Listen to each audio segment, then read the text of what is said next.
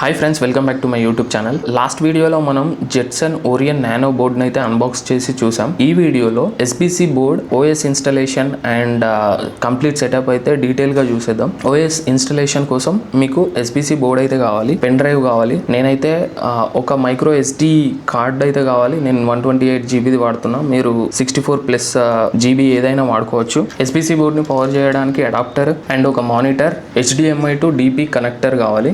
DP connector ఎందుకంటే SBC board only DP connector నే support చేస్తుంది అండ్ మానిటర్ కి HDMI port, HDMI to DP connector అయితే కావాలి అండ్ ఒక ల్యాప్టాప్ కావాలి. Either Windows or Mac laptop కావాలి. మనం ఇప్పుడు కంప్లీట్ సెటప్ అయితే చూసేద్దాం. సో నేను మ్యాక్ అయితే వాడుతున్నా, మీకు స్క్రీన్ షేర్ చేస్తున్నా. ముందుగా క్రోమ్ ఓపెన్ చేసుకోండి. క్రోమ్ ఓపెన్ చేసుకున్నాక ఓఎస్ని ఇన్స్టాల్ చేయడానికి ఒక అప్లికేషన్ అయితే ఇన్స్టాల్ చేసుకోవాల్సి ఉంటుంది.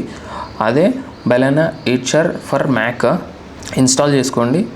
ఫస్ట్ వచ్చిన లింక్ పైన క్లిక్ చేయండి. ఇక్కడ డౌన్లోడ్ పైన క్లిక్ చేయండి అండ్ ఇక్కడ మీకు డిఫరెంట్ ఆప్షన్స్ అయితే కనిపిస్తాయి. Either for Windows, either for Mac OS, చాలా ఆప్షన్స్ అయితే వస్తాయి. మీ సిస్టమ్ రిలేటెడ్ అప్లికేషన్ అయితే మీరు డౌన్లోడ్ చేసుకోండి. నేను ఇక్కడ మ్యాక్ ఓఎస్ ARM64 అయితే ఇన్స్టాల్ చేసుకుంటున్నా.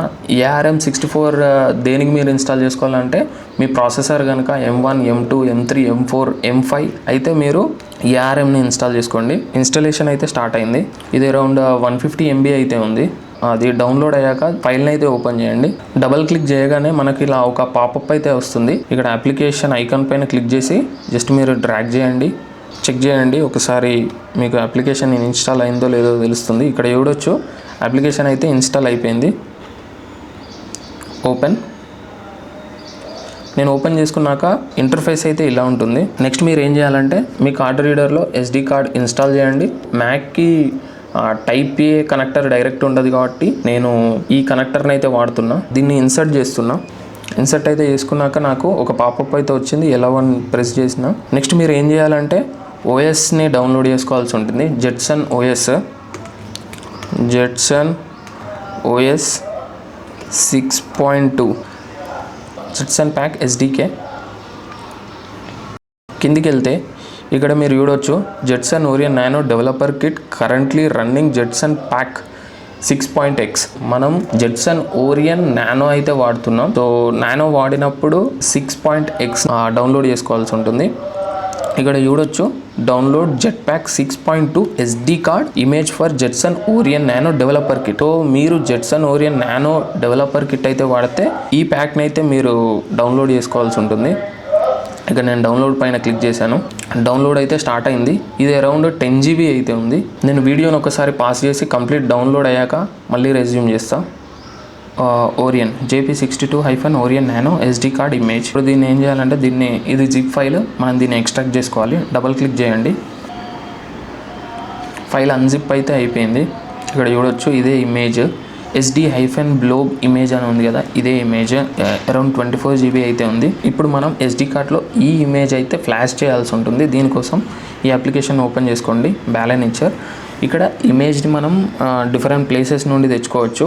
క్లౌడ్ డ్రైవా, ఫ్లాష్ ఫ్రమ్ URL లేదా ఫ్లాష్ ఫ్రమ్ ఫైలా. మనం ఇప్పుడు ఫ్లాష్ ఫ్రమ్ ఫైల్ని అయితే చూస్ చేసుకుంటున్నాం. ఇక్కడ డౌన్లోడ్స్కి వెళ్తే మనకు ఇక్కడ ఇమేజ్ అయితే ఉంటుంది. కొని ఓపెన్ చేసుకుంటున్నాం.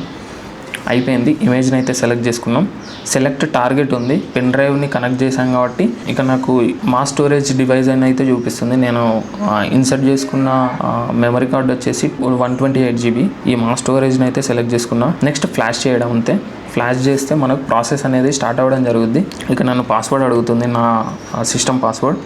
నేను వన్స్ పాస్వర్డ్ ఇచ్చాక సెటప్ అయితే స్టార్ట్ అయిపోతుంది. ఇక్కడ మీరు ప్రోగ్రెస్ చూడొచ్చు. ఫ్లాషింగ్ 0%. ఇది కంప్లీట్ అయ్యాక మనం ఈ SD కార్డ్ని రిమూవ్ చేసి డైరెక్ట్ SBC బోర్డ్లో ఇన్సర్ట్ చేసుకొని డైరెక్ట్ సెటప్ అయితే స్టార్ట్ చేసుకోవచ్చు. ఎలాగో డౌన్లోడ్ అవుతుంది కాబట్టి ఆ లోపల మనం ఈ కనెక్షన్స్ అయితే చూద్దాం. ఈ అడాప్టర్ ఉంది కదా, ఈ అడాప్టర్ని మీరు పవర్ సాకెట్లో ఇన్సర్ట్ చేయండి. ఇక్కడ ఉంది కదా ఈ connector HDMI to DP connector. ఇది మీరు మీ మానిటర్ కనెక్ట్ చేయండి. HDMI మానిటర్ కి అయితే కనెక్ట్ చేసిన అండ్ ఇక్కడ DP పోర్ట్ ఉంది, దీనికి కనెక్ట్ చేయాలి. DC జాక్ ఉంది కదా, ఇది కూడా మనం ఇందులో ఇన్సర్ట్ చేయాల్సి ఉంటుంది. స్టార్టింగ్ వీడియోలో చెప్పడం మర్చిపోయా, దీనికోసం మీకు ఒక కీబోర్డ్ అండ్ మౌస్ కూడా కావాలి. నా దగ్గర వైర్లెస్ కీబోర్డ్ అండ్ మౌస్ ఉంది. ఈ కీబోర్డ్ అండ్ మౌస్ USB-ని ఇన్సర్ట్ చేశాను. ఇప్పుడు మనం OS అయితే ఇందులోకే ఫ్లాష్ చేయడం జరిగింది. ఇప్పుడు ఏం చేద్దామంటే ఈ SD కార్డ్ తీసుకొని ఈ జెట్సన్ పైలో ఇన్సర్ట్ చేద్దాం. మీరు ఇక్కడ చూసినట్లయితే దీని కింద ఒక స్లాట్ ఉంటుంది, ఈ స్లాట్లోకి ఇన్సర్ట్ చేయాలి. ఇది ఇన్సర్ట్ చేసి ఇట్లా ప్రెస్ చేస్తే సరిపోద్ది. నెక్స్ట్ ఈ DP పిన్ని దీనికి కనెక్ట్ చేయండి. DP పిన్ కూడా కనెక్ట్ చేసిన. నెక్స్ట్ ఈ DC జాక్ని ఇందులోకి ఇన్సర్ట్ చేయండి. మనకు ఇక్కడ లైట్ అయితే స్టార్ట్ అయింది అండ్ ఫ్యాన్ కూడా ఇక్కడ తిరుగుతుంది, చూడొచ్చు. మనకు మానిటర్లో కూడా లోగో వచ్చింది. కాసేపు వెయిట్ చేయండి.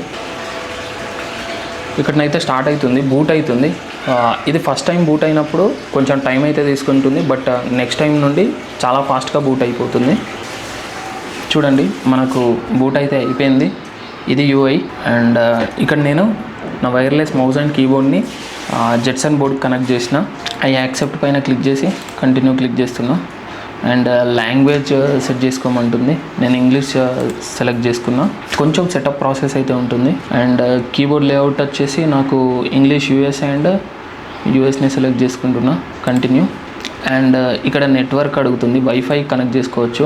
వైఫైని కనెక్ట్ అవుతున్నా. కనెక్టింగ్ అనమాట, అది ఇక్కడ కనెక్ట్ అయితే అయిపోయింది వైఫై. ఇప్పుడు కంటిన్యూ. వేర్ ఆర్ యూ అని అడుగుతుంది. ఇండియా టైం అయితే సెలెక్ట్ చేసుకున్నా. కంటిన్యూ.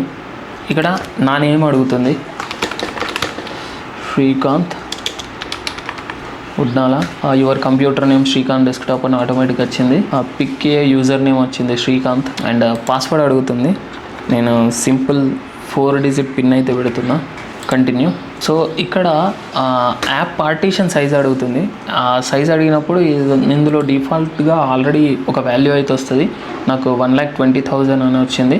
నేను డిఫాల్ట్ కంటిన్యూ ప్రెస్ చేస్తున్నా. నాకు ఈ storage okay. And install chromium browser. Do not install chromium browser. ఇక్కడ క్రోమియం అంటే ఏంటంటే మనం జనరల్గా విండోస్ మ్యాక్ వాడినప్పుడు మనకు క్రోమ్ బ్రౌజర్ని అయితే ఇన్స్టాల్ చేసుకుంటాం కదా, అట్లాగే లైనక్స్కి ఇక్కడ మనకు క్రోమియం బ్రౌజర్ అని ఉంటుంది. సేమ్ క్రోమే. ఇది మీకు ఇన్స్టాలేషన్ కావాలా వద్దా అని అడుగుతుంది. నాకు బ్రౌజర్ కావాలి, నేను కంటిన్యూ కొడుతున్నా. ఇక్కడ కొన్ని కమాండ్స్ అయితే ఇప్పుడు రన్ అయ్యి క్రోమ్ బ్రౌజర్ అయితే ఇన్స్టాల్ అవుతుంది. మనకి ఇక్కడ మెసేజ్ అయితే వచ్చింది, క్రోమియం ఇన్స్టాలేషన్ ఈజ్ ఫినిష్డ్ అని. ఇక్కడ క్లోజ్ అని క్లిక్ చేస్తున్నా. సిస్టమ్ కాన్ఫిగరేషన్స్ అని వచ్చింది. క్రియేటింగ్ యూజర్, అప్లయింగ్ చేంజెస్ అంట. మనకు ఓవరాల్గా మొత్తం బూట్ అయితే అయిపోయింది. నెక్స్ట్ మళ్ళీసారి సిస్టమ్ రిబూట్ అవ్వడం జరుగుతుంది. ఇక్కడ చూడండి, ఇక్కడ యుబుంటు అని అయితే వచ్చింది మనకి. ఇది లైనక్స్ ఫ్లేవర్ యుబుంటు. లాగిన్ అడుగుతుంది. జస్ట్ నేను ఇంతకుముందు క్రియేట్ చేసుకున్న పాస్వర్డ్ ఇది. ఇక్కడ చూడండి నెవిడియా అని పడ్డది మళ్ళీ. ఇప్పుడు డైరెక్ట్ నాకు UI అయితే ఓపెన్ అవ్వడం జరుగుద్ది. ఇక్కడ చూడొచ్చు మీరు, ఇదైతే UI.